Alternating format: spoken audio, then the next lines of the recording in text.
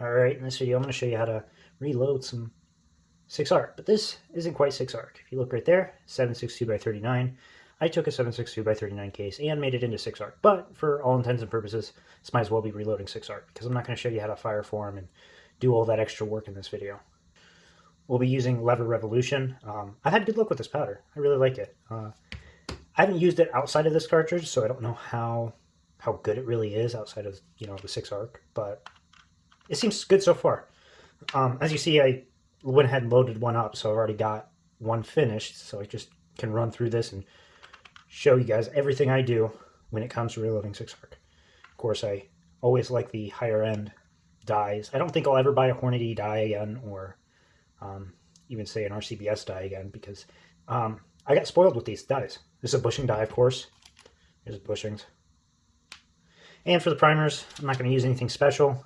We're just going to go with some military primers from CCI. And lastly, the bullet we'll be loading is one of these 87 grain VMAXs. I've had good luck with them in 243. We'll see how they'll perform. Accuracy wise, they perform quite well. I can tell you that right here now. I have shot these. I get an inch group with this particular round out of my rifle.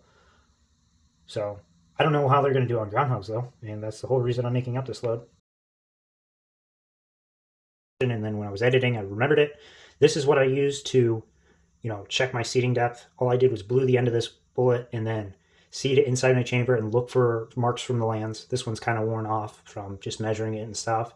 And then I marked the weight of the bullet so I know this is the 87 grain VMAX. I don't think any other company does the red tips like Hornady, so I'm not really concerned about mixing them up with just having the grain weight measurement on the side like that, so I'm not really concerned. The other thing is, I'm using a ball powder, so I don't use a trickler when I use a ball powder. There's no point in it. It meters consistently all the time.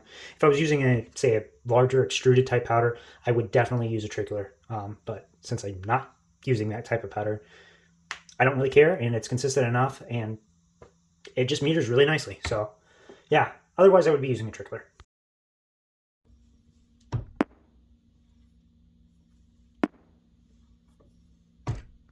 There we go. So, in a nutshell, this is how I do my reloading. All this brass is already primed. Load it up, go ahead and press, size it, deburr it, inside and out, powder charge, then I take it over to my L.D. Wilson chamber seating gauge, set it in here, and I press down, and there we go, this is finished cartridge. It's that quick, that easy, that simple.